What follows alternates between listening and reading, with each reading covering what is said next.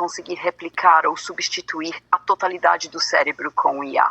Em resumo, enquanto há muito potencial para que a IA amplie e melhore a capacidade humana, a substituição completa do cérebro humano por máquinas é uma possibilidade remota e cheia de questões técnicas e filosóficas a serem resolvidas. É possível o ChatGPT realmente tomar o emprego de todo mundo? Embora a IA, como o ChatGPT, tenha o potencial de automatizar muitas tarefas, como atendimento ao cliente, análise de dados, redação e tradução, é muito improvável que substitua todos os empregos humanos. Isso ocorre porque existem aspectos da experiência humana que a IA ainda não consegue replicar, como empatia, criatividade genuína e julgamento ético. A IA pode automatizar funções repetitivas ou tarefas que envolvem grandes volumes de dados, como no caso de cargos administrativos, call centers, ou até mesmo em algumas funções criativas, como gerar conteúdo escrito ou imagens. Contudo, empregos que envolvem habilidades sociais, tomada de decisões complexas, liderança e criatividade de alto nível estão muito além das capacidades da IA atual. Além disso, a IA também pode criar novos tipos de empregos, especialmente em áreas como desenvolvimento e manutenção de sistemas de IA, análise de dados e design de novas tecnologias. Isso pode levar a uma transformação no mercado de trabalho em vez de uma substituição total. Por enquanto, esse IA é uma ferramenta que pode ajudar a aumentar a produtividade, não substituir completamente os trabalhadores. E enquanto a automação pode reduzir algumas oportunidades de emprego, ela também pode abrir novas possibilidades em diferentes setores. Assim, ao invés de substituir todo mundo, a IA provavelmente mudará a forma como trabalhamos, exigindo adaptação e novas habilidades dos profissionais.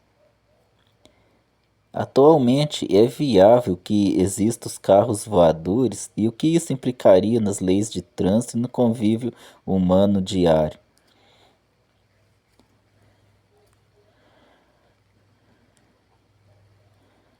A ideia de carros voadores ou veículos elétricos de decolagem e pouso vertical, eVTOLs, é uma possibilidade que está se tornando cada vez mais real, embora ainda não esteja totalmente viável para uso massivo. Empresas como Joby Aviation, Terrafugia, Lilium e Vertical Aerospace estão desenvolvendo protótipos e realizando testes, com o objetivo de criar uma alternativa ao transporte urbano tradicional, especialmente em áreas congestionadas. Atualmente, as principais barreiras para a viabilidade dos carros voadores incluem 1.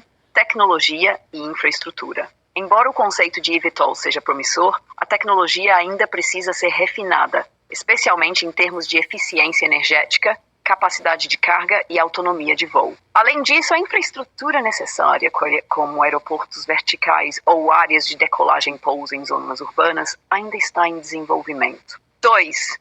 Regulamentação e segurança. Para que os carros voadores se tornem uma realidade, seria necessário um conjunto robusto de regras de aviação urbana. As leis de trânsito atuais não são adequadas para lidar com veículos voadores, e isso exigiria uma reformulação total das normas de tráfego aéreo e terrestre. A segurança também é uma preocupação importante, considerando o tráfego aéreo em áreas densamente povoadas. 3.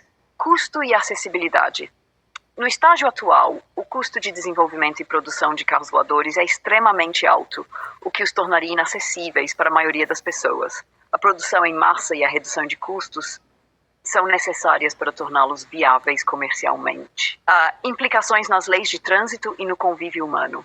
Se os carros voadores se tornarem uma realidade, seria necessário criar novas regulamentações de tráfego aéreo urbano, incluindo regras para voos controlados em ambientes urbanos, sistemas de controle de tráfego aéreo dedicados para veículos de baixa altitude e licenciamento de pilotos.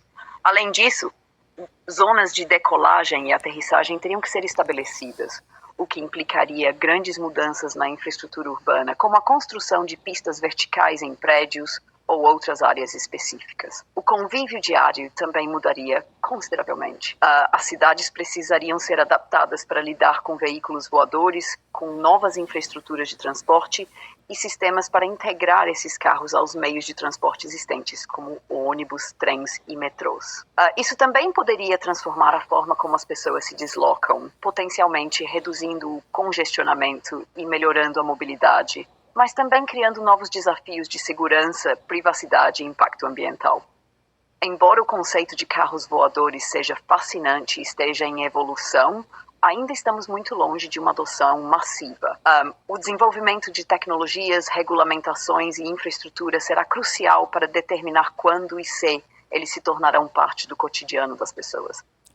É possível criar um planeta artificial onde os seres humanos possam recriar tipo um planeta Terra?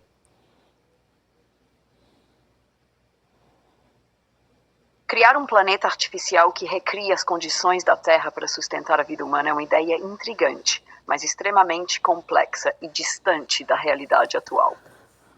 Existem algumas abordagens teóricas e em estágio inicial de desenvolvimento que buscam criar ambientes habitáveis fora da Terra, mas essas propostas envolvem enormes desafios técnicos e financeiros. Uma das opções mais discutidas é a terraformação, que consiste em modificar um planeta ou lua para torná-lo mais parecido com a Terra. Por exemplo, a ideia de terraformar-te inclui aquecer o planeta, criar uma atmosfera respirável e estabelecer um ciclo.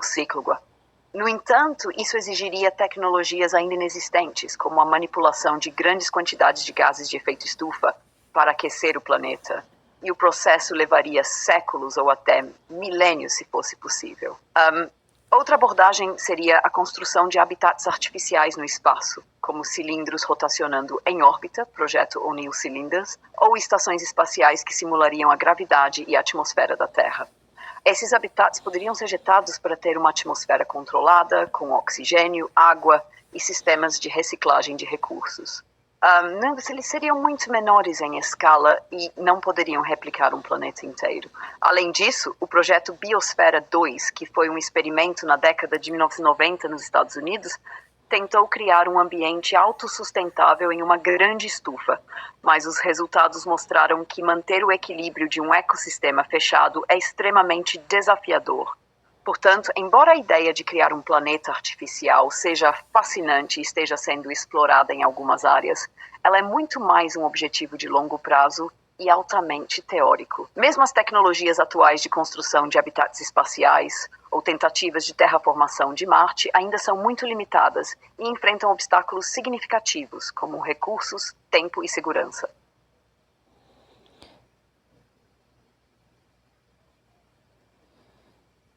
Como construir um túnel atravessando a Terra de um lado a outro, sem passar pelo centro da Terra, dando uma curva, fazendo uma volta pelo centro da Terra?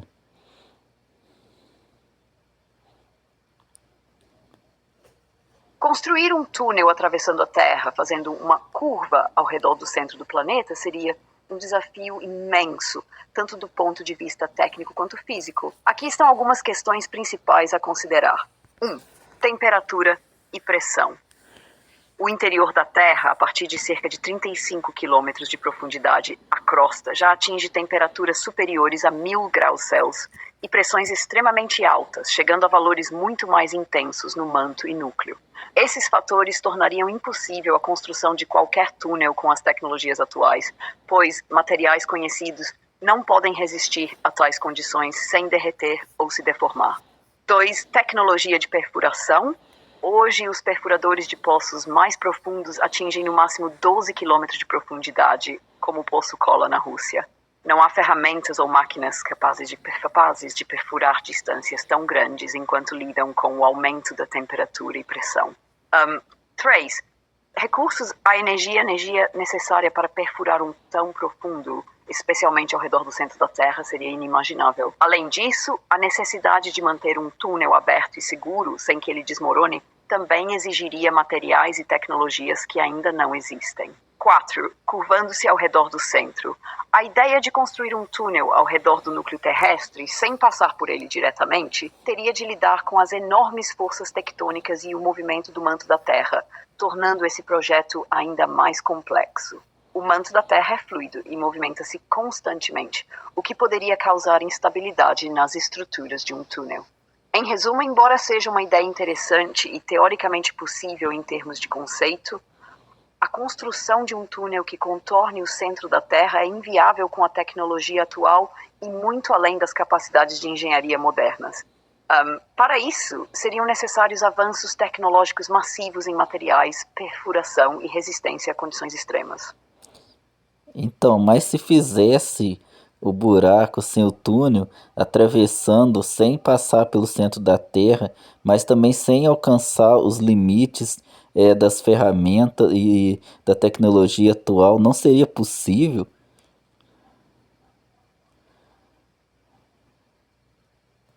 Mesmo sem construir um túnel, mas apenas fazendo um buraco atravessando a Terra sem passar pelo centro, ainda haveria uma série de obstáculos tecnológicos, mas seria um pouco menos complicado em comparação com a ideia de um túnel contínuo.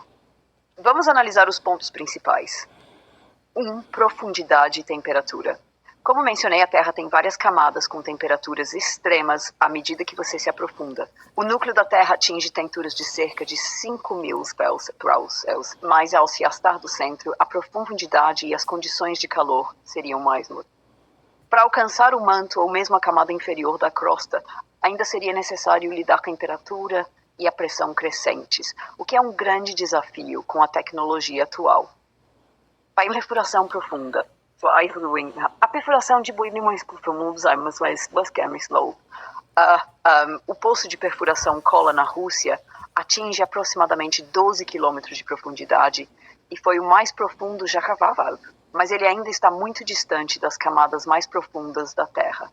Isso mostra que com as ferramentas atuais conseguiríamos cavar alguns quilômetros, mas não atingiríamos nem mesmo a crosta total em muitos pontos. 3. Materiais e estabilidade. Mesmo que não seja necessário criar um túnel contínuo, o desafio de manter a estrutura do buraco aberto seria significativo. O ambiente interno da Terra é muito instável, com placas tectônicas em movimento e material fluido em grande profundidade, o que dificultaria a manutenção de qualquer buraco aberto por longos períodos. Em resumo, embora teoricamente seja possível perfurar um buraco profundo sem passar pelo centro da Terra, o projeto ainda enfrentaria desafios imensos em relação ao calor, pressão e estabilidade. Sem capacidade de lidar com esses elementos extremos, seria impossível realizar essa tarefa com a tecnologia atual. Para algo que atravessasse a Terra sem passar pelo centro, seriam necessários avanços enormes em engenharia, materiais de Mas não seria possível nem se fosse a pelo menos 10 quilômetros, no máximo 10 quilômetros de profundidade, sem passar pelo núcleo, atravessando em volta do núcleo e sem atravessar a primeira camada da Terra. Não seria possível?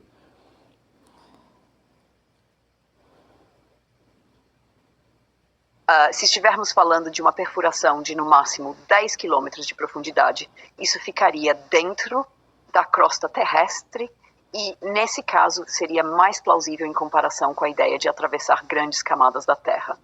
Para esclarecer, a crosta terrestre varia entre 5 a 70 quilômetros de espessura, dependendo da localização, mais fina sob os oceanos e mais espessa sob os continentes. Um buraco de 10 quilômetros de profundidade ficaria dentro dessa faixa. Aqui estão os pontos principais. 1. Temperatura e pressão.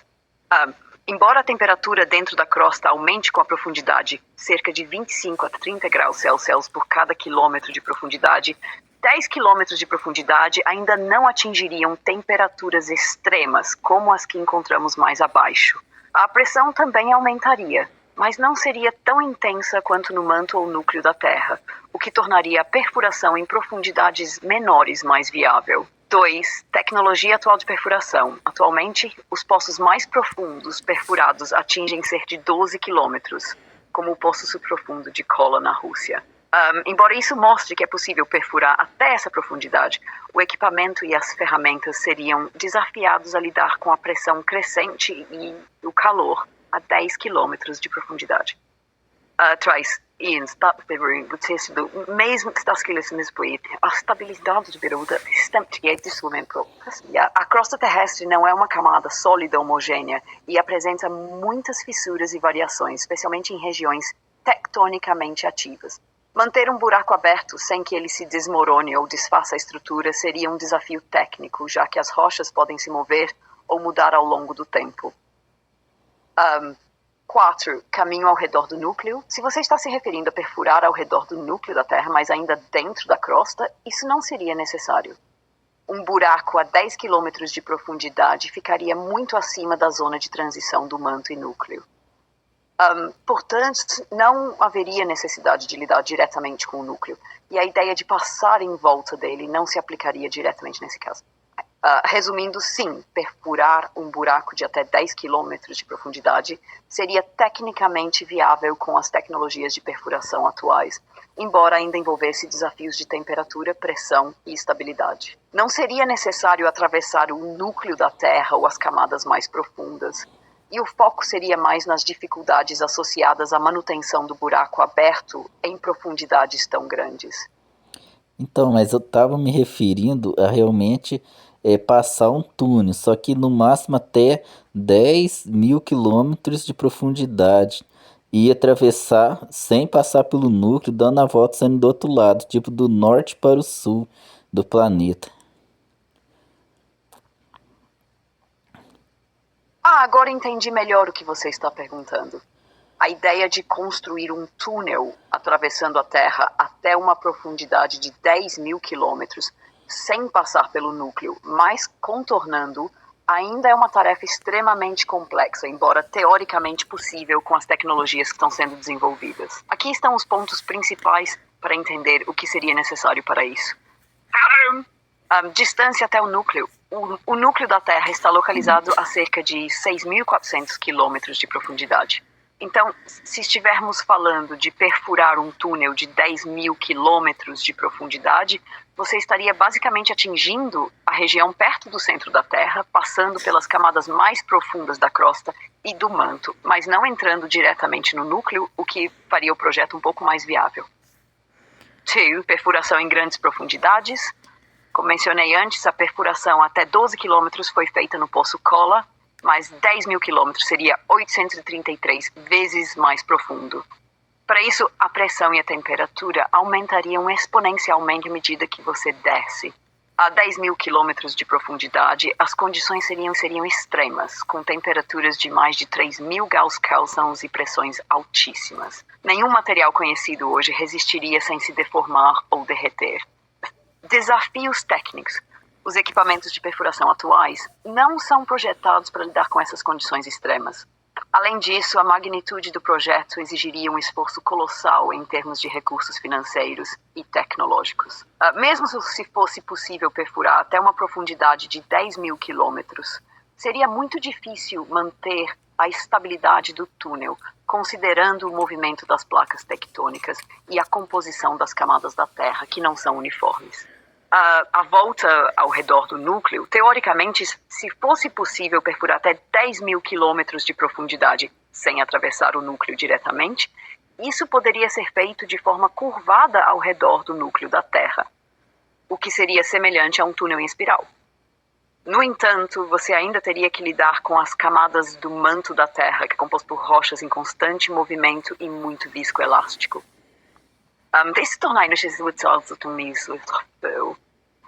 Soluções alternativas.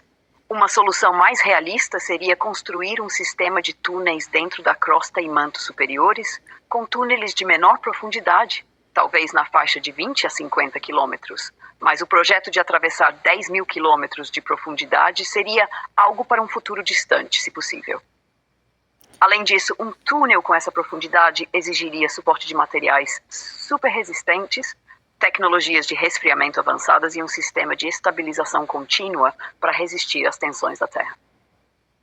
Conclusão. A ideia de criar um túnel até 10.000 quilômetros de profundidade, contornando o núcleo e atravessando a Terra, é tecnicamente possível apenas no futuro, caso haja um grande avanço em ciência dos materiais, perfuração e engenharia.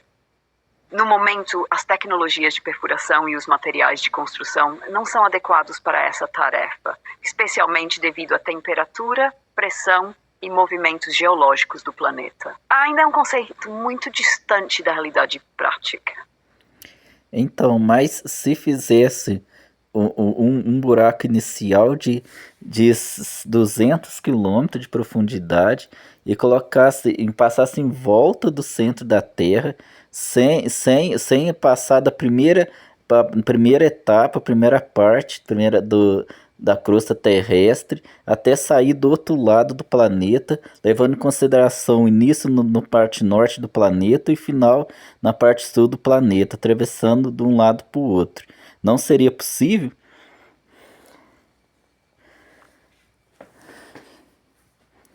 Agora, Phil, o que você quer dizer?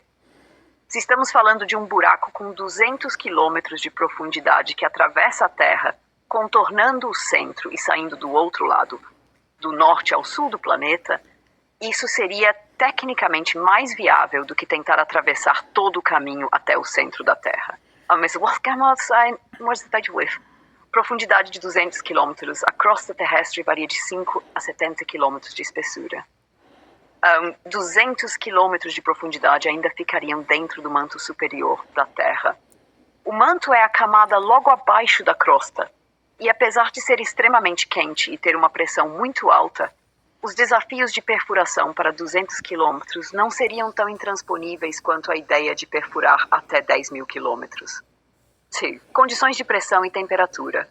Em profundidades de 200 quilômetros, a temperatura poderia chegar a cerca de 1.200 a 1.500 graus, e a pressão seria muito mais alta do que na crosta superficial, mas ainda não seria o pico das condições extremas que encontramos mais profundamente.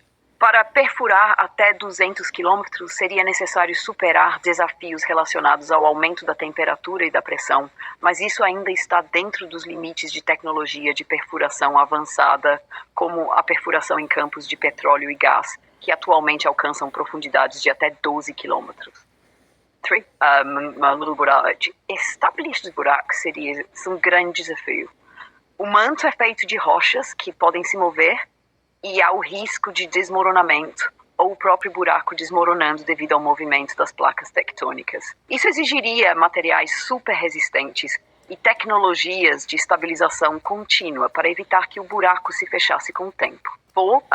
Passando ao redor do centro, você mencionou que o buraco contornaria o núcleo. E essa é uma questão interessante, né? O núcleo da Terra começa a cerca de 2.900 quilômetros de profundidade. Então, 200 quilômetros de profundidade ficariam bem acima do núcleo e dentro do manto superior. Isso significa que você não estaria atravessando o núcleo, mas apenas cavando ao longo do manto superior, o que ajudaria a evitar as condições extremamente extremas do núcleo. 5. Desafios práticos. Mesmo que essa perfuração foi possível, é um obstáculo enorme. Isso envolveria tecnologias de perfuração de longo alcance, materiais resistentes a temperaturas altíssimas e pressão elevada, além de energia em grande escala para alimentar o projeto.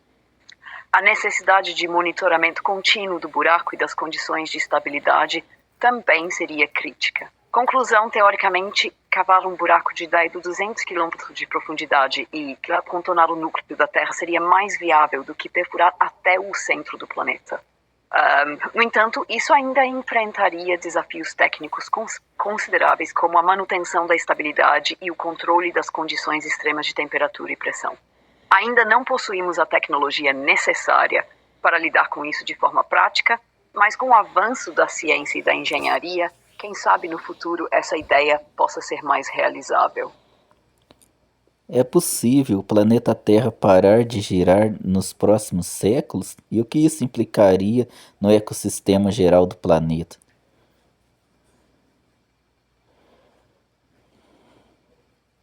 A possibilidade de a Terra parar de girar nos próximos séculos é extremamente improvável, embora o processo de desaceleração da rotação da Terra esteja de fato em curso. A rotação da Terra está gradualmente diminuindo devido ao efeito da força das marés gerada pela interação gravitacional entre a Terra e a Lua. Esse processo conhecido como desaceleração, vamos dizer. Como a rotação da Terra diminui, a Terra perde cerca de 1,7 milissegundos de rotação a cada século. Esse efeito ocorre porque a extensão da Terra, principalmente das marés. A energia da rotação da Terra é transferida para a Lua, o que faz com que a Lua se afaste lentamente, cerca de 3,8 centímetros por ano. Com o tempo, isso resulta em uma desaceleração progressiva da rotação da Terra. No entanto, a Terra não vai parar de girar de forma repentina. Mesmo após bilhões de anos, seria muito difícil que a Terra parasse completamente. O processo de desaceleração é muito lento. Mesmo após muito tempo, a Terra provavelmente ainda teria uma coluna residual. Isso com o efeito de efeitos diminuir o tempo. Implicações se a Terra parasse de girar. Se a Terra, hipoteticamente, parasse de girar, as consequências seriam catastróficas para o planeta e seu ecossistema. Gravidade. Se a Terra parasse de girar repentinamente, as forças inerciais causariam uma aceleração muito forte para o lado oposto da rotação, para o lado onde a rotação estava acontecendo. Isso resultaria em uma catástrofe com deslocamentos massivos de água e terra, provavelmente causando tsunamis devastadores e deslizamentos de terra. 2. Clima. A rotação da Terra tem um papel crucial no clima e padrões atmosféricos. Sem rotação, a Terra experimentaria extremos climáticos. Um lado do planeta ficaria eternamente voltado para o Sol, causando um calor insuportável, enquanto o outro lado ficaria no escuro, gerando temperaturas extremamente baixas. Isso alteraria profundamente a distribuição de temperatura e energia no planeta. 3. Dia e noite. Se a Terra parasse de girar, os dias e noites seriam extremamente longos. Um dia duraria o tempo equivalente a um ano atual. Ou seja, cada lado da Terra ficaria exposto ao Sol por 6 meses e depois na escuridão por 6 meses. O que teria efeitos drásticos sobre os seres vivos, alterando padrões biológicos e ciclos de vida. 4. Campo magnético. A rotação da Terra também tem um papel na geração do campo magnético. Se a rotação parasse, o campo magnético poderia enfraquecer ou até desaparecer, deixando a Terra mais vulnerável à radiação solar. Conclusão. Embora a desaceleração da rotação da Terra seja um fenômeno real, a ideia de a Terra parar completamente de girar nos próximos séculos é altamente improvável. Se isso de alguma forma acontecesse, as consequências para a vida na Terra seriam desastrosas, afetando desde o clima até a estabilidade geológica e biológica do planeta. Mas se o planeta está desacelerando a rotação dele, isso não quer dizer que algum dia ele vai parar de girar? E quanto poderia acontecer se isso fosse possível?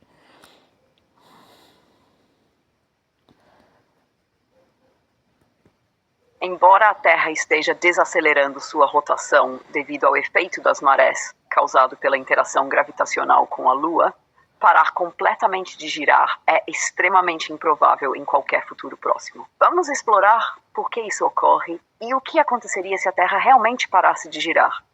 1. Desaceleração gradual e longo prazo.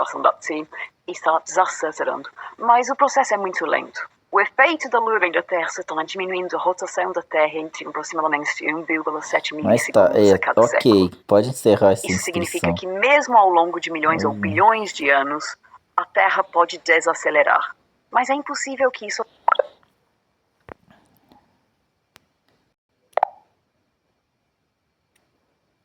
Qual o tamanho do espaço sideral? O espaço sideral, ou universo, é imensuravelmente vasto e difícil de descrever em termos de tamanho. Algumas estimativas tentam colocar em perspectiva a vastidão do cosmos com base nas observações atuais. 1. O universo observável. O que conseguimos ver até agora, devido às limitações de distância e à velocidade finita da luz, tem um diâmetro de aproximadamente 93 bilhões de anos-luz. Um ano-luz é a distância que a luz percorre em um ano, cerca de 9,6 trilhões de quilômetros. 2. Além do universo observável, a parte do universo que não conseguimos observar diretamente pode ser ainda maior, possivelmente infinita. O universo pode se estender além do que podemos ver, com áreas que ainda não podemos medir ou detectar com as tecnologias atuais. Expansão do universo. O universo não está apenas se expandindo, mas essa expansão está acelerando devido à energia escura, uma força misteriosa. Isso significa que as regiões mais distantes do universo estão se afastando de nós mais. Portanto, o espaço sideral é vastíssimo, e o conceito de tamanho é complicado, pois a expansão contínua do universo pode tornar essa questão indefinida, com a parte observável limitada pelo tempo que a luz leva para chegar até nós. Se você está interessado em mais detalhes, muitos artigos científicos e estudos podem oferecer uma explicação mais profunda sobre as dimensões do universo e suas implicações. Qual a temperatura do centro do buraco negro?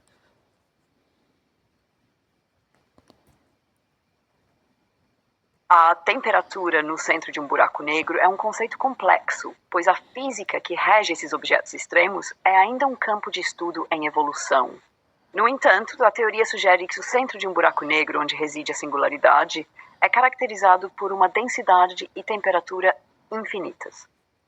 Isso ocorre porque na singularidade as leis das que conhecemos se aplicam mais de maneira convencional. A temperatura, portanto, não tem um valor bem definido dentro desse contexto, já que a curvatura do espaço-tempo e a gravidade extrema distorcem a noção tradicional de temperatura. Por outro lado, fora da singularidade, mas ainda dentro do horizonte de eventos, a região ao redor do buraco negro da qual nada pode escapar, o radiação Hawking, uma teoria proposta por Stephen Hawking, sugere que os buracos negros podem emitir radiação e, teoricamente, ter uma temperatura associada a isso. Essa temperatura é inversamente proporcional à massa do buraco negro, ou seja, buracos negros maiores têm temperaturas mais baixas. Por exemplo, um buraco negro com a massa do Sol teria uma temperatura extremamente baixa, muito abaixo da temperatura do fundo cósmico, tornando sua radiação Hawking quase indetectável. Portanto, o centro de um buraco negro em si, devido à singularidade, é um lugar onde as temperaturas são, em teoria, infinitas, enquanto a temperatura associada à radiação que um buraco negro pode emitir fora de sua singularidade, radiação Hawking, depende de sua massa e seria extremamente baixa para buracos negros de grande massa. É possível o Sol se apagar algum dia? O Sol não vai se apagar repentinamente, mas ele passará por várias transformações à medida que envelhece. O Sol está atualmente em uma fase chamada de sequência principal, onde ele queima hidrogênio para gerar energia por meio de fusão nuclear. Ele está aproximadamente meia vida em sua jornada, com cerca de 5 bilhões de anos de vida restante antes de passar por mudanças significativas. O que vai acontecer no futuro? Fase de gigante vermelha. Quando o Sol acabar o hidrogênio em seu núcleo, ele começará a fundir hélio e outros elementos mais pesados. Isso fará com que ele se expanda para se tornar uma gigante vermelha, possivelmente engolindo os planetas mais próximos, incluindo Mercúrio e Vênus. A Terra provavelmente será destruída ou se tornará um ambiente extremamente inóspito devido ao calor intenso. 2. Expulsão de camadas externas. Após essa fase gigante vermelha, o Sol perderá suas camadas externas, criando uma nebulosa planetária, enquanto seu núcleo colapsa para uma anã branca. Nessa fase, o Sol se tornará muito menor e mais quente, mas não produzirá mais fusão nuclear. 3. Anã branca e resfriamento. Eventualmente, a anã branca começará a esfriar e se tornar mais escura ao longo de bilhões de anos. No entanto, isso não significa que o Sol se apagará de uma maneira dramática. Ele apenas perderá gradualmente sua luminosidade. Portanto, o Sol não vai se apagar de uma vez, mas passará por um longo processo de transformação, mudando de uma estrela ativa para uma estrela morta ao longo de um período de bilhões de anos. Isso terá consequências drásticas para o sistema solar, mas essas mudanças ainda estão muito distantes no futuro. Como funciona a reciclagem de água na estação espacial?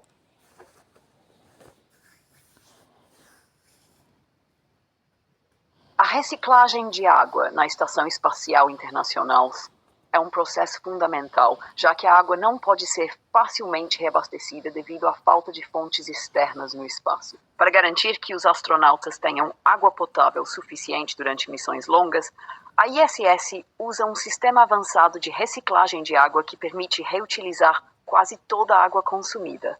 Esse processo envolve várias etapas. 1. Coleta de água. A água é coletada de diversas fontes, como a urina, o suor dos astronautas e até mesmo a umidade do ar dentro da estação. Toda essa água é tratada para remover impurezas e contaminantes. 2. Filtragem e purificação. A água é passada por filtros e sistemas de purificação avançados, incluindo um processo de destilação que a separa de sólidos e de outros contaminantes. Existem também sistemas de filtração como membranas de osmose reversa, que removem substâncias ainda mais finas. 3. Sistema de reciclagem de urina. Uma das inovações mais notáveis é o Water Recovery System, WRS, que permite a reciclagem da urina dos astronautas. O processo usa destilação e outros métodos para purificar a urina, transformando em água potável. A purificação é feita de forma tão eficaz que a água reciclada é completamente segura para o consumo humano. 4. Reabastecimento de água. Embora a ISS consiga reciclar a maior parte da água, ainda há um limite para a quantidade de água que pode ser reciclada, e ela eventualmente recebe reabastecimentos de água enviados por cápsulas espaciais, como as cápsulas Progress ou Cygnus. Esse sistema de reciclagem é um dos aspectos mais avançados da vida na estação espacial, garantindo que os astronautas possam se sustentar por períodos prolongados sem depender de fontes externas de água. Além disso, ele representa uma tecnologia importante que pode ser adaptada para o futuro de missões espaciais mais longas, como as para Marte, onde os recursos seriam limitados. Como funciona a aquisição de alimentação na estação espacial? Todo o alimento vem do planeta Terra ou tem algum tipo de agricultura dentro da estação?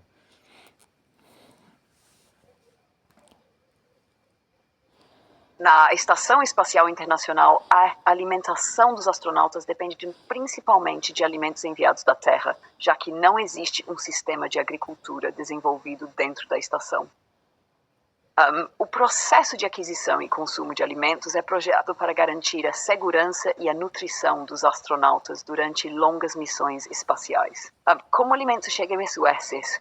Os alimentos enviados à ISS são preparados na Terra e embalam em sistemas especiais que garantem a reservação e a facilidade de consumo. Eles geralmente vêm em potes, embalagens e pacotes que podem ser facilmente armazenados e consumidos no espaço, muitas vezes em formas desidratadas, liofilizadas, desidratação por congelamento, ou compactadas. Garante que os alimentos se mantenham frescos e prontos para o consumo durante longos períodos. Tipos de alimentos enviados. Alimentos desidratados. Esses alimentos são reidratados com água antes de serem consumidos. Isso inclui sopas, cereais, frutas e refeições prontas. Alimentos congelados ou embalados a vácuo. Alguns alimentos chegam congelados ou embalados a vácuo, como carnes, legumes e pães. Snacks e alimentos prontos para consumo imediato. Além de refeições principais, os astronautas também têm acesso a alimentos como barras de cereais, nozes e doces para lanches rápidos. Agricultura no espaço. Embora a ISS não tenha um sistema agrícola em larga escala, existem experimentos de cultivo dentro da estação, com o objetivo de testar a viabilidade de se cultivar alimentos no espaço para missões mais longas, como as planejadas para Marte. Por exemplo, a NASA já realizou projetos como o Veggie Experiment, que permite o cultivo de alface, rúcula e outras plantas usando sistemas hidropônicos e de cultivo com luz artificial. Esses experimentos são vitais para testar como as plantas crescem em ambientes de microgravidade e para avaliar a possibilidade de autossuficiência alimentar em missões mais distantes da Terra. No entanto, ainda não existe um sistema agrícola totalmente desenvolvido ou capaz de sustentar os astronautas em missões espaciais longas sem apoio da Terra. Desafios e futuras melhorias. Além de produzir alimentos mais frescos e variados, os cientistas também estão explorando novas tecnologias para melhorar a conservação de alimentos, como sistemas que prolonguem a vida útil dos alimentos e garantam que a nutrição dos astronautas seja mantida ao longo de missões prolongadas. Portanto, a alimentação na ESA ainda depende fortemente de fornecimentos regulares da Terra, mas os esforços para cultivar alimentos no espaço e melhorar a autonomia alimentar continuam em andamento. Como funciona a retirada do lixo na estação espacial?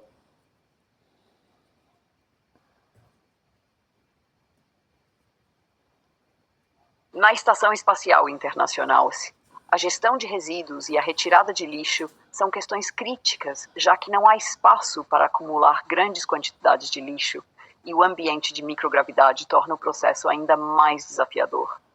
Como funciona a remoção de lixo na ISS?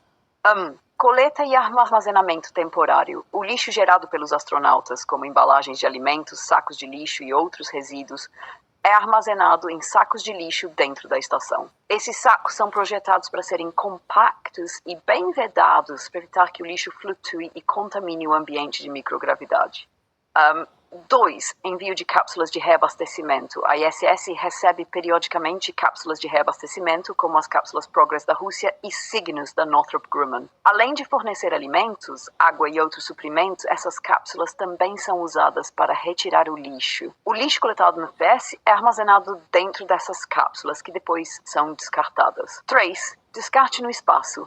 As cápsulas que transportam o lixo são liberadas da ISS e seguem para a reentrada na atmosfera terrestre. Durante a reentrada, elas queimam devido ao atrito com a atmosfera, destruindo assim os resíduos. Esse método é eficaz, pois evita que o lixo se acumule na estação e também impede que ele se transforme em detritos espaciais. Considerações importantes. Resíduos tóxicos ou perigosos, como produtos químicos usados para manutenção ou substâncias químicas de limpeza, são tratados de maneira especial antes de serem descartados. Em termos de reciclagem, os astronautas tentam minimizar o desperdício e algumas iniciativas buscam transformar resíduos em recursos reutilizáveis, como água e oxigênio. O processo de descarte de lixo é essencial para a segurança e sustentabilidade das operações na ISS, garantindo um ambiente limpo e seguro para os astronautas. Esse método de descarte queimando no reentrare também ajuda a evitar a criação de lixo espacial, um problema crescente à medida que mais satélites e espaçonaves são lançados. Quanto tempo um astronauta pode sobreviver fora da estação espacial com o traje de astronauta? Um astronauta pode sobreviver fora da Estação Espacial Internacional usando o traje espacial por um tempo limitado. Os trajes espaciais, como o MU, Extravehicular Mobility Unit, são projetados para fornecer suporte vital em um ambiente de microgravidade e vácuo do espaço. Eles oferecem oxigênio, regulação de temperatura, proteção contra radiação e micrometeoros e ajudam a manter a pressão adequada para o corpo humano. O tempo de sobrevivência fora da ISS usando esse traje depende de vários fatores, mas em geral o traje pode ser usado por cerca de 6 ou 8 horas. Após esse tempo, os astronautas precisam retornar à estação ou à nave de apoio para recarregar as reservas de oxigênio e para a manutenção de outros sistemas vitais do traje, como o controle térmico. Além disso, se um astronauta fosse exposto ao vácuo do espaço sem o traje adequado, ele não sobreviveria mais do que alguns minutos devido à falta de oxigênio e ao risco de descompressão rápida que causaria danos graves ao corpo. A temperatura também variaria drasticamente dependendo da exposição ao sol ou à sombra, o que tornaria a sobrevivência impossível sem proteção imediata. Portanto, o traje espacial oferece uma janela de tempo limitada que pode ser estendida com equipamentos de suporte, mas em nenhum caso um astronauta poderia sobreviver indefinidamente fora da estação sem assistência. Então, gente, esse vídeo aqui foi um vídeo que eu fiz de repente, que eu comecei a usar o chat GPT aqui, queria testar a inteligência artificial e realmente é bastante interessante e realmente consegue ajudar muita gente. Eu dei uma apertada no chat GPT, porque umas perguntas meio sem pé nem cabeça para me ver, para tentar chegar no limite dele, mas eu não consegui. Realmente o chat GPT é muito esperto. Eu decidi fazer esse teste, que eu estava gostando das respostas que estava me dando, mediante as minhas perguntas, e também porque hoje cedo, na hora que eu estava aprendendo programação, ele me ajudou pra caramba, que ele conseguiu consertar um código meu que nem eu achava o erro lá, né? Um código C Sharp lá no Unity 3D que eu tô desenvolvendo meu jogo, que tem vídeo aí no canal, criando um simulador de vida. E aí eu decidi fazer esse vídeo. Quero agradecer a presença de todos vocês aí no canal. Valeu mesmo pelo apoio e pela força. Então é isso, gente. Um abraço a todos e até mais. Valeu, falou e tchau.